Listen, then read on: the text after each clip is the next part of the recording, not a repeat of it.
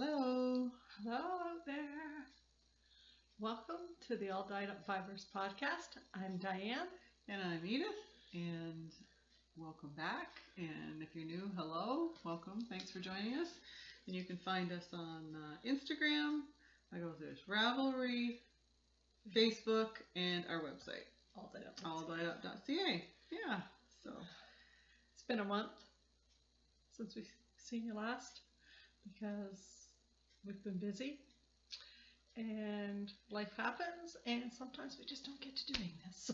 We're always open with that. We're trying. We're trying and hey, you know, yeah. So anyway, the effort's there. But anyway, you guys have all been well and yeah. Hope you're doing okay. Yeah. So how are you? Tired? Yeah. You too? It was grocery day. Oh.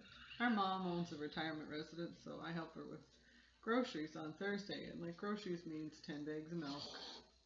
Sweating like a hen on rails. 35 bananas. Like it's just 35 freaking bananas. So Monkeys or what? Well, they eat half a banana every morning. The residents do, right? Potassium, right? Good for them. So it's just a lot of slugging. Yeah. Yeah. Crazy. So, but anyway, we'll get there. Oh, that's fine. It's all good. Yeah. So we've been knitting a bit. Mm-hmm. We're knitting. We went to the Fibre Festival. Yes. We were at the Peterborough Spinners and Weavers had their 8th annual. It's fiber and fiber arts show. Mm-hmm. It was really good. Eh? Yeah, it was awesome. Yeah, it was nice. People were very nice. Yeah. And, it was a good show. Yeah, and different, like there was that rug hooking with the strips of wool, lots of fleece, rovings, spinning wheels, felting. So I mean, just something for everybody in the fiber world, I thought. Yeah. Lots of... There was a gentleman there that had one of those crank sock machines. Diane's got her eye on I am gonna own one of those puppies before I'm done. The lady that had the booth right next to us, she wove her own baskets. Yeah, oh my gosh, they were gorgeous. Yeah, she was really nice. She was a nice neighbor. She was a great neighbor. Yeah, she was a great neighbor. And the venue was very nice, very well lit. Lots of space that like the alleys were between like the row of vendors, very wide. Nice people could get through. Yeah, it was a really good show. Very well put together, and yeah. So did you get up at 5 in the morning? I don't. Yeah. Something like that. You must have. I did. Picked me up at between 6 and 6:30, and then we headed up there. So it was an early start, but it was cool. It worked out really well. It's a good time of year. The roads were good, and there was nobody on them, so we just flew. Like we were there, and it wasn't a bad trip. No, not at all. It wasn't bad coming home either. No, it was good. Yeah, it was fun. I have done that trip down through there, down number 7, when it's been a heck of a lot worse, because one of my sons went to school in Lindsay, so sometimes that road coming down through and was busy on a Friday night, and there was no place to pass anybody or get by. Sometimes it can be a real... No, not so nice. Not some nice trip, but... We were lucky. We lucked out. Yeah, that's good. I would do it again, you? Oh, yeah. It was a good show. I really enjoyed it. Like I said, the ladies worked hard and put together a really nice... It was a nice day, So our next one is, should we get into that now? It's in Picton. Prince Edward County on May the 27th. Yeah. So, yeah, if you get a chance, come on out and say hi. And it's their second one. That's the second time they posted it. And last year, for the first show, first time they'd done it, they did a very good job too. It was a good day. It was well run. It was lots of different things, different vendors. So, you know, it's worth the drive to come and take a peek at what's going on. You can have such a great day in the county. I mean, there's wineries, there's cheese factories, there's tons of markets. Like there's tons of things I don't even know about. A little bit of research, and man, you can have an awesome day over there. Yeah. I always like a ferry ride. I always go the other way. For us, it's shorter for us to go up through to 49 and go over the bridge. But sometimes if I've got you can't go on a ferry. I go for a ferry boat ride over and come out by Adolphus Town and that way. So if you want to do that on your day out, if you were coming from Kingston way, you definitely would be doing the ferry ride. So yeah, it's a nice little trip. So knitting. Knitting. You want to go first? You got whips?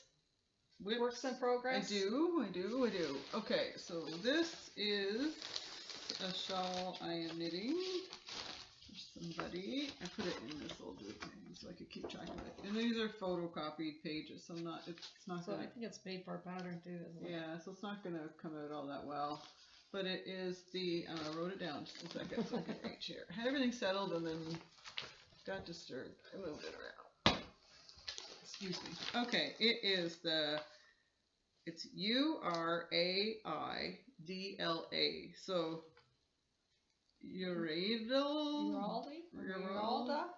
Uralda shawl by Jessica Gore. And it's in my dollar store bag. I like this bag. Makes me smile. Yeah, it's a good size.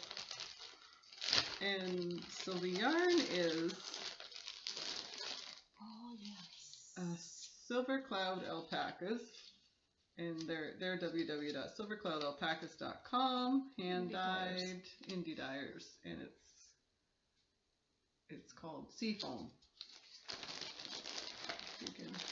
And that color is true to the name.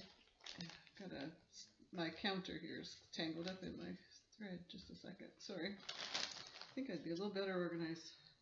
You want to hold that up there, and I'll hold this part. I'll hold it down here next to the black because.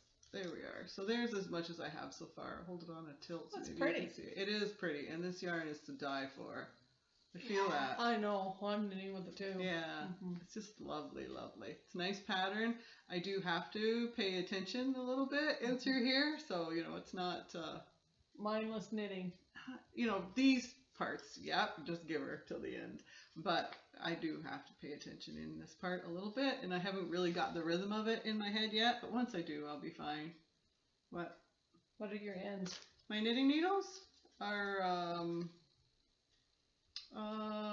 what are they? They're no, these are wooden. I think they're wood in the middle. No, they're not zings. They're a Knit Picks something or other. They're pretty pointy. Yeah, they're nice needles. They're a set. I have a whole set of them. You sorry. Like them? Yeah, I do. Sorry. I've had them for quite a while. Shame on me for not knowing what they are, but I'm pretty sure they're Knit Picks. We're just used to looking at them. Yeah, they're like my old hat. You go to them. Yeah. The go-tos. Yeah. So sorry, I don't know what they're called, but they are. I'm sure they're Knit Picks. If you look up something that's got a metal end and a wooden middle, they're interchangeable. That'd be them. There. Sorry, I'm gonna zip that back in there. Keep it tidy. There. So I'm knitting on that, and I'm knitting on this. This is just kind of something for me that I want to give it a try. It's Hoey Locatelli's washed out cardigan. It's just a comfy, slouchy, very nice cardigan. And I'm doing it in wool yarn I dyed. So I don't know. So here's what I have so far. I'll move it away. Okay, so you start up here. It's kind of fun. I learned how to do this. Like you start. How do you do it? Anyway, it was different and it was fun to learn. So what are your shoulders? You knit your shoulders. Yeah, I don't know if I'm allowed to talk about it. So is it a paid for pattern? Yeah, it probably is. Yeah, but it was a little different. It was fun to figure out. You start like back here and you knit up and around down. Yeah, and then cast off. Okay. And then I forget what I did here to make this, because you see it's got a line there. I don't know if you can see it with the speckled yarn. It's hard to see a pattern in the speckled yarn. And right across the top of the shoulder, right? So if you're interested and you get the pattern, it's easy peasy. Whatever I did, and I dyed this, and I had one ball that was lighter than the rest. So I used the one ball and didn't go back and forth with another ball. You know how you're supposed to go back and forth. And so then when I got down here, I started introducing the darker ones. Now this is 2 balls at once. Okay. Yeah, because they're all down here too. Yeah, it's the same 2 balls. Oh, I see. Yeah, I could just Yeah, you can see that how it was darker. Yeah, because that's where the other two started, and they're all, because the rest are all darker. So I have a sock thing on there because it was kept on winding, but I know, don't say it. Onion. Anyway, so this is what I'm. This is I had nothing to do with onions. I know it didn't. Sorry. Anyway, so that's my back and forth knitting. If I'm just not paying attention. But the other one, I have to pay attention. So that's my, I just undid that. That's my, that's all I'm knitting right now. And I finished this. That's an FO finished object. Yeah, I don't know if you can see, you can't see it. It looks dark. But this is the weekender. Looks like a baggy arm show there, but anyway. Oh, bingo arms. Yeah. I have them too. Anyway, it's just a nice big sweater. You can't really see here, but it's textured here, and then down to your arms and across, like there's a ribbing here, and then it changes to stockinette stitch, but there's a stitch that goes right down the center that sticks out. You can't see it on that screen unless when we play it back. It adds a bit of texture. But I love this sweater. So it's a Weekender by Andrea Mallory, the Weekender. Yeah, I would knit this again. What yarn did you use? This is my Knit Picks. Wool of the Andes, Midnight Heather. Jeez, I got the dropsies, don't I? Oh, don't worry about it. Usually it's me. My turn yet. I'm just look at this stuff. I do this shit. Oh my gosh, you guys are all going to just see the top of my head this whole podcast because I spent more time picking crap up off the floor. Knit Picks, Wool of the Andes, Midnight Heather. And I like this yarn. Like, it's soft. I don't have a t-shirt on underneath this. So, I mean, it isn't picking me. Like, it is right there. I knit my own shawl out of the same yarn. Did you? Yeah, I thought so. I'm not having any problem at all. No. I think it's good yarn. I didn't have a problem with it either. Yeah, I like the color. It's hard to tell on there, but sometimes it's a little green, sometimes it's a bit blue. Yeah, I like it. Finally, I got a sweater that I'm not going to rip out. Keep trying. You'll get one sooner or later. You're preaching to the choir, girl. Yeah, so anyways. I'll tell you about that in a minute. And then, I meant to bring my phone over to show you a picture, but I did knit that washed out shawl by Hoey Locatelli, but it's gone to the recipient, so. But I liked it. I would recommend that pattern as well. I seen that one finished, didn't I? Yeah, it was it's very nice. 3 skeins of fingering yarn, and it faded, kind of faded. Yeah, it did. Yeah. I don't have a picture of it. I have one on my phone. I was going to show you. Should I go get it? You want to see the top of my head again? Here. That's fine. Keep talking, Diane. Talk to the crowd. Talk to the crowd. Talk to it. Yeah. So, did you get it? Yeah. I'm supposed to be talking to the crowd, but yeah, nothing to say. That's unusual. Just yeah, it's a rare occasion, so enjoy it like I can. That's not true. Yes, it is. Okay, so if I can do this. Oh shoot. So what do we do about that? No idea. Okay, sorry guys, I tried. But anyway, that's pretty. That's it. Yeah, none of these will work, I don't think. Well, there's kind of, if you look at it halfway. Halfway. Picture. Anyway, I would recommend that pattern if anyone's interested as well. I would knit it again. Okay. Well, let's start with easy peasy. I decided to do something kind of different for me. Not that I'm knitting a sock, but not that knitting a sock's different, but I only knit on this sock at knit night. Oh, I love this yarn. So what I did was, I did the different for me part, is I'm like a mess here, is... Oh, where you got it? I told you. You're thinking you were all alone in there? Jesus. Look it. Okay, this one's not even attached to anything, it's just hanging around for the hell of it.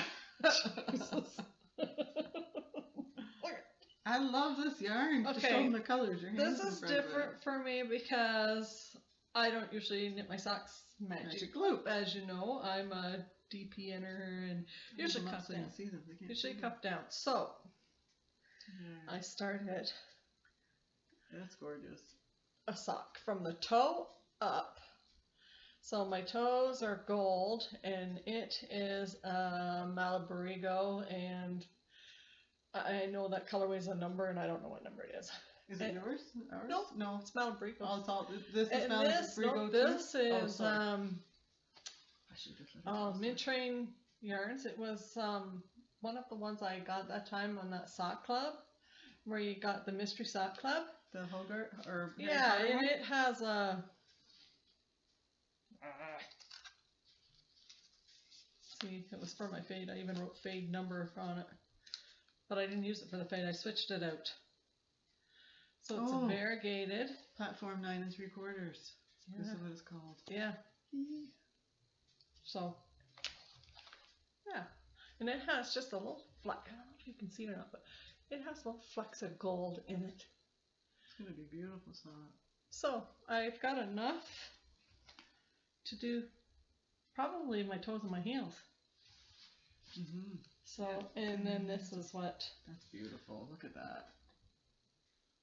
So I'm doing a magic loop sock, and I thought I'll start and do one at a time because I'm kind of thinking that 2 at a time from the toe up will just frustrate the hell out of me getting them started. Yeah, I don't do my. Look, I'm a hot mess with just 2 strands. Can I do 4? So what? Do you like the magic loop so far? Typically, you don't knit magic loop, do you? So to tell you the truth, as of right now, I would use my flexi flips if I was going to do magic loop again because it's the same concept, but you don't have this. Okay. So you just eliminate this with a flexi flip, and it's all right here, right? All right, like this. The needles sit like that. So like when I knit with the flexi flips, I just kind of hold it like this and knit across, and then just turn it and go back. Do you think it saves time because you're not feeding that tail through? Does that take much time? Well, yeah, because you're always feeding, like you're always pushing, right? Okay. Trying to get things. See? So this one we get pushed. So your front one towards me gets pushed. Yeah. This one comes out, and then you knit across. Get my hands out of the way here. You knit across, then you turn your work again, and you got to push your needles all back around through. So with the flexi flips, you don't have to be pushing all this because it's all right there, and you just knit the same as you do with these. And these are zings. Oh. These are a set of zings. You like them? I love zings. I'm knitting with another set of zings on another project, and I really like zings. Good. I would be tempted to buy an interchangeable set and use my cords because they're interchangeable with your Knitter's Pride and your Knit Picks. Are interchangeable. One's American, one's Canadian. So I have a set of Knitter's Pride interchangeables, but sometimes I find I just like the ends, the needles part a little bit better. Yeah, that's good. So I may just invest in a set, and then I'll have all kinds of cords and. Now. That even matches your bag. This bag is as old as the hills. Show the inside. This bag is old. You made it. Yeah. Oh yeah, a long time ago. Yeah, I like it. But see, look at how it matches the socks. It matches the toe of the socks. Yeah. You got it going on. Everything's going on. So this goes to Needle Arts group with me, and I just like this throw out my purse or my bag I'm carrying with me and gone. So it's not making really fast progress because I skipped needle. It was my son's birthday, so we always have birthday supper when it's kid's birthday. We all get together and just have family supper, like the 7 of us. So it just happened to fall on the Tuesday of Needle Arts night, so I didn't get there. I did birthday. That's all right. I'm sure they understand.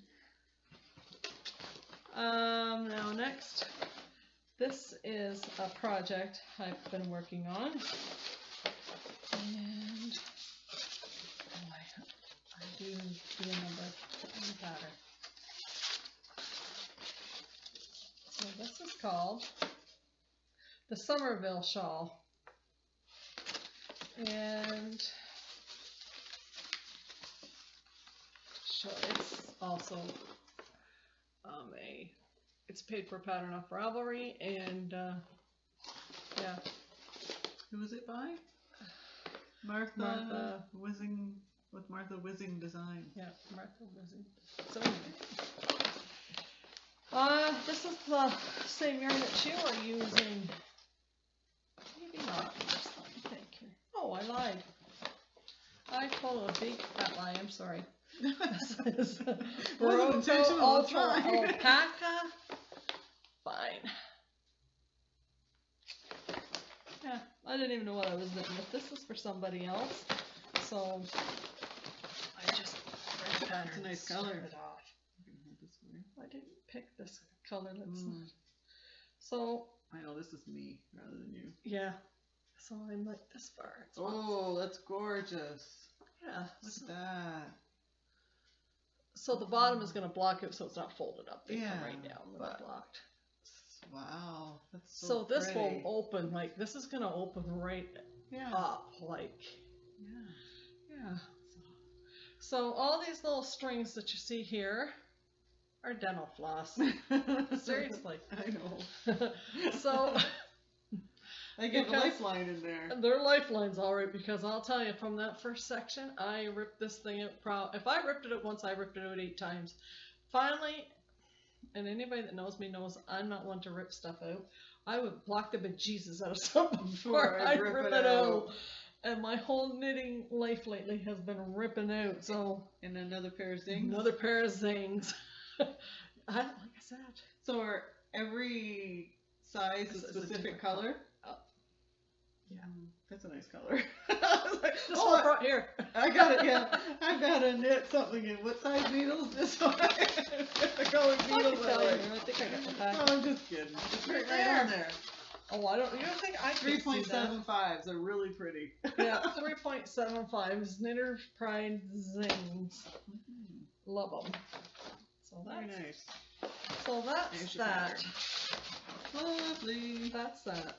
Now, sugar. The next thing. I took. Yeah, I took a sweater class. The Cocoa Knits sweater class. So this is kind of a neat process. So you're taking it. You're I'm taking it. Yeah, like you took it, but you're not done yet. Not done yet. Still participating. Still knitting along on the sweater. Oh, there's the sweater. I thought about one sweater, and then when I got there, the teacher had some very good points, so I decided to switch what sweater I was making. That's good. So that's the sweater I'm making. And so there's a whole formula on how to knit this sweater. One thing that I think is kind of cool is you have a workbook. Oh. So you read your pattern and you have workbook pages. Like you read your pattern and you go through and you fill out the workbook to modify your sweater so that it fits you. Great. So this class has been like knitting cocoa knits formula, and you use that formula to make a sweater to fit you. Cool. Because typically when I knit a sweater, I have a problem with the front and the back. The front's got to be a little bit smaller than the back, and then apparently after I measure myself, because I have boobs. The front has to be smaller than bigger. The back has to be smaller. Sorry. Yeah, that's okay. And I was thinking, because I'm not very long from here to here. Like I'm short from here to here. I'm a whole another person from the waist up than I am from the waist down. Very short waisted. Very short waisted, and I got hips. Like this girl's built for comfort. Like I'll tell you. So it's hard to get a sweater that if you knit to fit your shoulders and across my chest. It's too tight in the boobs, and then you knit down, and it's way too tight in the hips. So the class teaches you how to measure yourself and how to make the alterations and stuff to formulate your sweater to fit you. Good. So that's really neat. It's information you can never go wrong with. And if you're knitting for someone else, you can customize the knit to them. Like if someone asks you to knit them a sweater, it's kind of nice to be able to do a good job for them. Yeah. And the teacher, Deb, she lent me a couple of books. The class is every 2 weeks, so I had a couple of books for 2 weeks, and I read them, and I went on to, there's calculations and there's sweater math basically, and you measure yourself and you can figure out where your balance point is so that you know how long you should knit a sweater that is supposed to be, what's the word? To accent your parts or your body, right? So like if you should have a sweater that kind of shapes you, but it's got some shape to it instead of just knitting the big square all the time and between your knees and your hips kind of deal, to cover everything else. I like a big square sweater myself. That's what I'm wearing. I like it. So anyway, I don't want it to be shapy. I don't want it to. No. Well, that's just what the class is about. So everybody has their. Yeah. So, and it's knit from the top down. Cool. So, there's a million strings inside this sweater because you start off with this part and that part, and then you put them all together. It's really cute. So, this is my sweater. This is gray, and kind of looks green there, but there's not a lick of green in this yarn. So this is the front, and this is the back. Cool. So what I did was, because my back I have to make room for boobs in this sweater. There's just no way. And I knit the sweater, and then I put all of my stitches off of this circular needle all on a string, and then tried this on. And I needed more room in the front. So I was debating on what to do.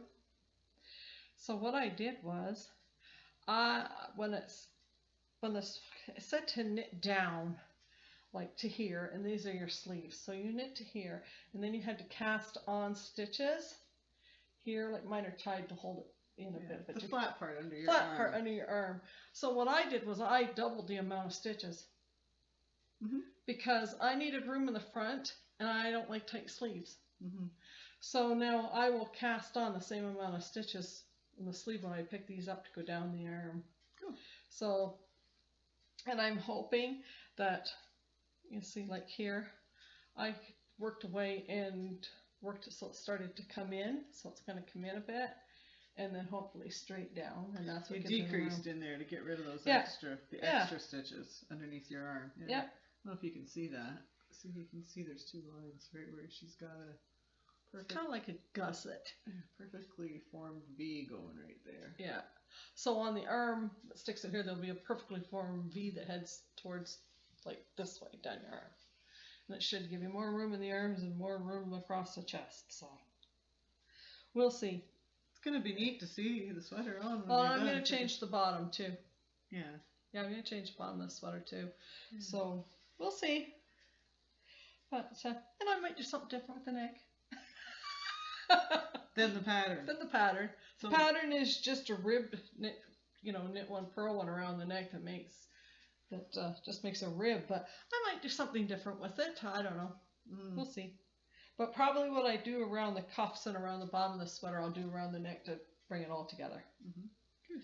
So basically, you could, as you go, you're writing this all down, and then you'll have a formula for a sweater that you like.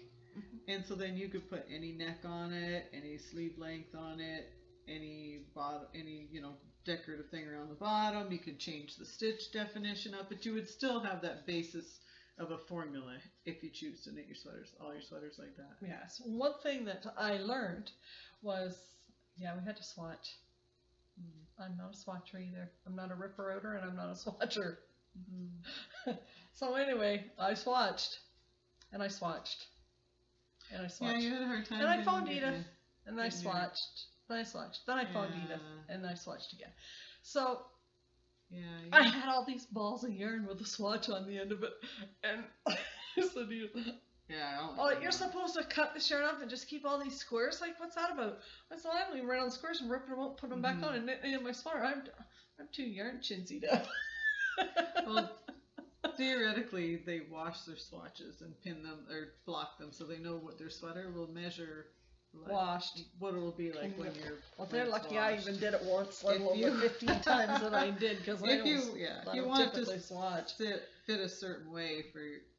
So I learned to swatch and measure the swatch and how to do the calculations for your measurements and how many inches and that kind of thing. So I think the whole formula that you could sit down, and that's a worsted weight sweater, a worsted weight pattern.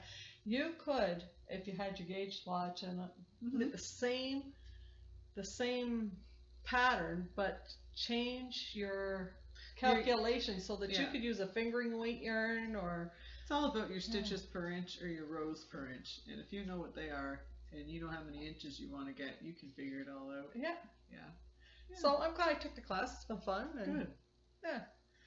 So I'm gonna. You take that at Knit Traders in Kingston if anyone's interested. They probably hold it periodically. Eh? Yeah, I don't know. I know it's two nights. The teacher. It's 2 different nights, 2 different classes right now. So yeah, the teacher's good. Deb White, she's really good and knowledgeable, and so it's been good. So that's about all the knitting that I have. Okay. What about you? That's it. Yeah, not forgetting anything, am I? I don't know. No. So I guess the shop's next, eh? We had, when we went to Peterborough to the Fibre Festival, we basically emptied the shop. So I have been slowly but surely plugging away to restock what we have back on our website. So, you know, if there's anything you're interested in or you want to take a peek, just keep checking back, because slowly but surely plugging away at getting everything pictured and put back up. So yeah, good. So we did pull some, didn't we? We did. So these 3 are going to be in the shop. Excuse me. This is merino cashmere nylon base.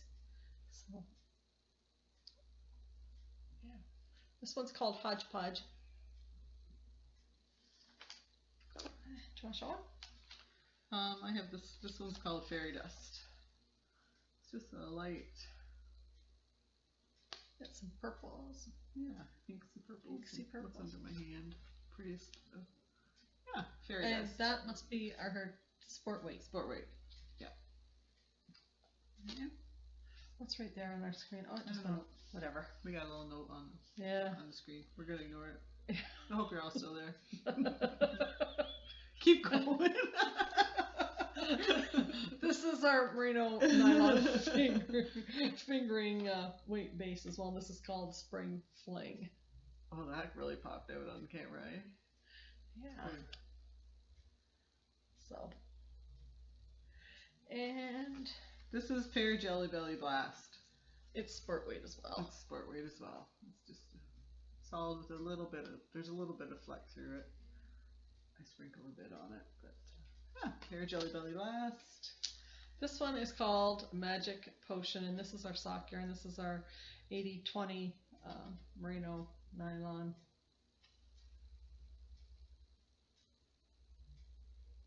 Looks pretty red on the end there, but it's got a lot of purples in it, doesn't it?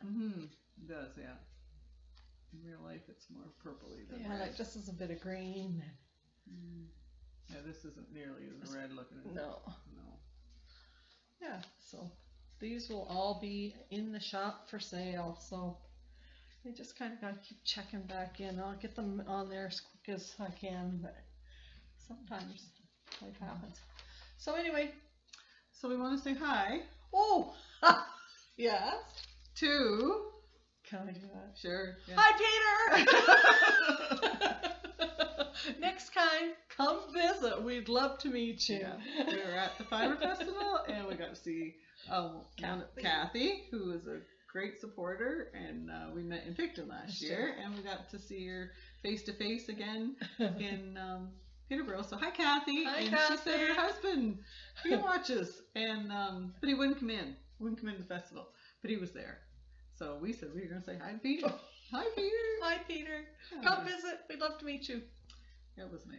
It was nice to see Kathy and hear about her projects. And, Yeah. And who else? I wrote down notes as we saw people. There was Amanda. That was her name. Sorry, Amanda. She came up to the booth and she's standing there and she's smiling and she says, "Look down." So I looked down and she's wearing a dress or some sort of a skirt thing, and she's got on socks almost to her knees, and they're purple with a bit of navy through them, and it's our yarn. Yay! And she got I think she said it was a Christmas present, but she knit them. So whether she got the yarn for Christmas or she bought it for, I don't know. She bought the yarn and picked in, made herself socks, and somehow Christmas is involved. But she had a cable all the way up through those socks. They were gorgeous. You have a copy of that picture? I do, and I was just thinking I could bring it up at the end. I could bring it up here and try and show you, but we just saw how that works. So. Yeah, so I'll put it in at the very end. And I met Kate. Kate has a podcast called She Can Make. And I did listen to one. I'm not sure if I'm doing it right. She's on Instagram. We follow her on Instagram.